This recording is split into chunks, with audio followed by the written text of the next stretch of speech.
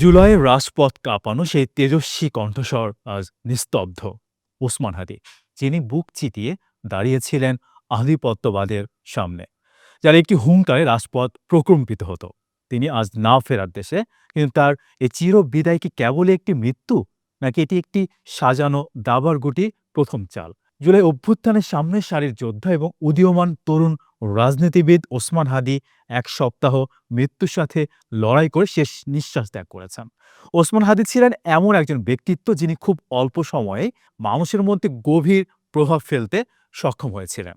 বিশেষ করে ভারতীয় আধিপত্যবাদের বিরুদ্ধে তার জোরালো কণ্ঠস্বর এবং কার্যক্রম তরুণ প্রজন্মের মাঝে ব্যাপক আলোড়ন সৃষ্টি করেছিল। একজন প্রতিশ্রুতিশীল নেতাকে দিনের আলোয় গুলি করে হত্যা করার ঘটনাটি ছিল সুপরিকল্পিত।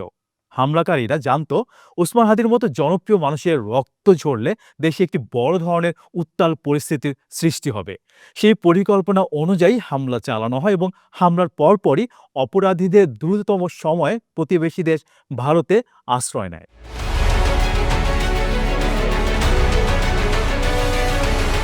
ওসমান হাদির মৃত্যু সংবাদ ছড়িয়ে পড়ার সাথে সাথেই দেশে বিভিন্ন প্রান্তে উত্তেজনার পারদ চড়তে শুরু করে। পরিস্থিতি আঁচ করতে পেরে অন্তর্বর্তীকালীন সরকার প্রধান উপদেষ্টা জাতির উদ্দেশ্যে ভাষণ দেন এবং দেশবাসীকে শান্ত থাকার অনুরোধ জানান। কিন্তু সেই অনুরোধ সত্ত্বেও পরিস্থিতি নিয়ন্ত্রণের বাইরে চলে যেতে সময় নেয়নি। রাজধানী রাজপথ থেকে শুরু করে গুরুত্বপূর্ণ শহরগুলোতে বিক্ষোভ ছড়িয়ে পড়ে। তবে এই বিক্ষোভ কেবল মিছিল বা স্লোগানে সীমাবদ্ধ ছিল না। ঢাকার প্রধান দুটি গণমাধ্যম প্রথম আলো এবং ডেইলি স্টার অফিসের উপর হামলা ও অগ্নিসংযোগের ঘটনা ঘটে। চট্টগ্রামের ভারতীয় হাই কমিশনের কার্যালয়ে আক্রমণের চেষ্টা এবং রাজধানীর কূটনৈতিক এলাকা বারিধারায় অস্থিরতা তৈরি করা হয়। ময়মনসিংহের ঘটে যাওয়া অনাকাঙ্ক্ষিত ঘটনাগুলো পরিস্থিতিকে আরও ঘোলাটে করে তোলে। প্রশ্ন উঠেছে, একজন বীর যোদ্ধার মৃত্যুতে শোক প্রকাশের ভাষা কি কেবল ভাঙচুর আর অগ্নিসংযোগ, নাকি এই শোকের আড়ালে ভিন্ন কোনো এজেন্ডা বাস্তবায়ন করা হচ্ছে? একটি স্বাধীন দেশ হিসেবে টিকে থাকতে হলে প্রতিবেশী দেশের সাথে সম্পর্কের সমীকরণ অত্যন্ত স্পর্শকাতর। সম্পর্কের ধরন নিয়ে বিতর্ক হতে পারে, কিন্তু একটি যুদ্ধাবস্থা বা চূড়ান্ত অরাজকতা বজায় রেখে কোনো রাষ্ট্র স্থিতিশীল থাকতে পারে না। ওসমান হাদির মৃত্যুকে কেন্দ্র করে দেশে যে অরাজক পরিস্থিতি তৈরি করা হলো, তা থেকে কার লাভ হচ্ছে, সেটি এখন সময়ের সবচেয়ে বড় প্রশ্ন।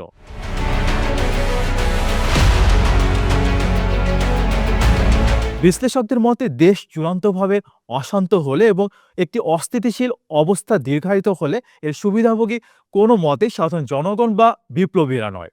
অনেকে ধারণা করছেন এতে জামায়াত শিবির বা এনসিবির মতো রাজনৈতিক দলগুলোর লাভ হতে পারে, কিন্তু বাস্তবতা হচ্ছে যে কোনো রাজনৈতিক দলই নির্বাচনের মাধ্যমে প্রাতিষ্ঠানিক স্বীকৃতি পেতে আগ্রহী। অস্থিতিশীলতা নির্বাচনের পথকে রুদ্ধ করে, যা এই দলগুলোর জন্য কৌশলগত ক্ষতি। তাহলে কার লাভ? যদি দেশের শাসনে অন্তর্বর্তীকালীন সরকার পুরোপুরি ব্যর্থ হয় এবং চূড়ান্ত অরাজকতা তৈরি হয়, তবে তার সরাসরি সুবিধাভোগী হবে ক্ষমতাচ্যুত আওয়ামী লীগ এবং তাদের দীর্ঘদিনের মিত্র ভারত। কারণ বাংলাদেশের রাজনৈতিক অস্থিরতা মানে বিপ্লবীদের ক্ষমতা হারানোর ঝুঁকি এবং পুরনো শক্তির পুনর্বাসনের পথ প্রস্তুত হওয়া। পৃথিবীর ইতিহাস সাক্ষ্য দেয়, যখনই কোনো রাষ্ট্রে চরম অস্থিরতা ও অরাজকতা তৈরি হয়, তখনই সেখানে সামরিক হস্তক্ষেপের সম্ভাবনা বেড়ে যায়। জুলাই অভ্যুত্থানের সময় সেনাবাহিনীর একটি বড় অংশ জনগণের পক্ষে ছিল, যা একটি ঐতিহাসিক পরিবর্তন এনেছিল। কিন্তু বর্তমান সময়ে দেশের সামগ্রিক পরিস্থিতির অবনতি ঘটিয়ে যদি এমন একটি পরিবেশ তৈরি করা হয় যেখানে ক্ষমতা হস্তান্তরের আবশ্যকতা দেখা দেয়, তবে পরিস্থিতি কেমন হবে? বাংলাদেশে প্রশাসনিক কাঠামো এবং সামরিক বাহিনীর শীর্ষ স্তর এখনো অনেকটাই আগের সরকারের তৈরি করা কাঠামোর মধ্যে বিদ্যমান। এই অবস্থায় সেনা শাসন আসা মানেই বিপ্লবের স্বপ্ন ধূলিসাৎ হওয়া এবং পরোক্ষভাবে পতিত শক্তির হাতেই ক্ষমতা ফিরে যাওয়া।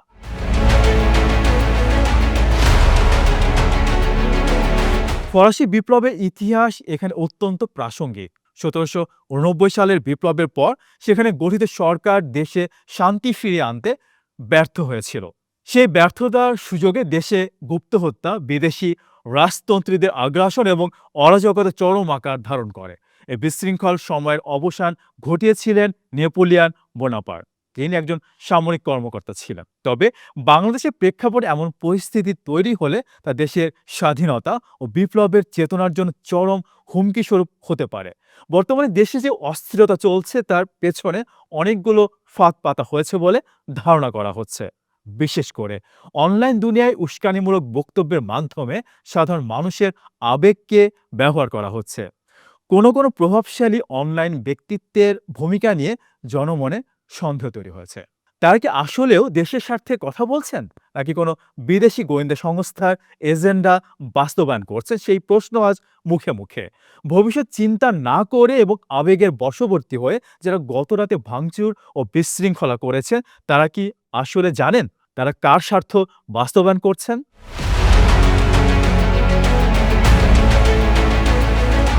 এই অস্থিরতা মূলত সেই শক্তিরই পথ সহজ করে দিচ্ছে যারা গত আগস্টে ক্ষমতা হারিয়েছে। আওয়ামী লীগ বারবার লড়াইয়ের মাধ্যমে ফেরার যে দাবি করছে, বর্তমান অরাজকতাকে তাদের সেই লড়াইয়ের একটি অংশ হিসেবে দেখছেন অনেকে। বিশ্লেষকদের মতে ওসমান হাদির হত্যার বিচার নিশ্চিত করা রাষ্ট্রের পবিত্র দায়িত্ব। খুনিকে ফিরিয়ে আনা এবং পর্দার আড়ালের চক্রান্তকারীদের মুখোশ উন্মোচন করতে সরকারকে কঠোর চাপ প্রয়োগ করা প্রয়োজন, কিন্তু সে চাপ হতে হবে নিয়মতান্ত্রিক। অরাজকতা ও ধ্বংসাত্মক কর্মকাণ্ড কোনোভাবেই সমাধানের পথ হতে পারে না। বর্তমানে দেশে এক অত্যন্ত সংবেদনশীল সময় পার করছে। এই মুহূর্তে সবচেয়ে জরুরি হলো পরিবেশ শান্ত রাখা এবং দ্রুত একটি সুষ্ঠু নির্বাচনের দিকে এগিয়ে যাওয়া। একটি গণতান্ত্রিকভাবে নির্বাচিত সরকারই পারে এই ধরনের বহিঃশক্তির আগ্রাসন ও অভ্যন্তরীণ অরাজকতা শক্ত হাতে দমন করতে। বিশৃঙ্খলা নয়, বরং ঐক্যের মাধ্যমে বাংলাদেশের বিপ্লবকে রক্ষা করা সম্ভব। আবেগ এবং উস্কানিতে পা না দিয়ে ঠান্ডা মাথায় দেশের স্বার্থকে অগ্রাধিকার দেওয়া হবে এই সময়ের সবচেয়ে বড় দেশপ্রেম। দর্শক, আজ এ পর্যন্তই। প্রতিবেদনটি ভালো লাগলে লাইক, কমেন্ট, সাবস্ক্রাইব করতে ভুলবেন না। সাথে ছিলাম আব্দুর রহমান রনক।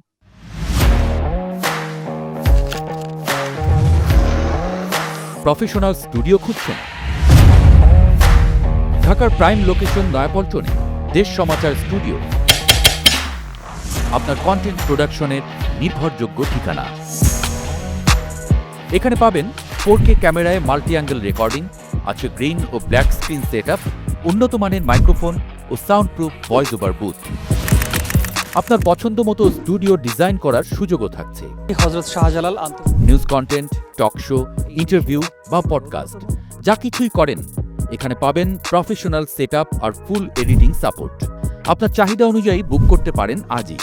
কল কিংবা হোয়াটসঅ্যাপ করুন এই নাম্বারে 01-720-210657। ভিজিট করুন আমাদের ওয়েবসাইট ও ফেসবুক পেজ।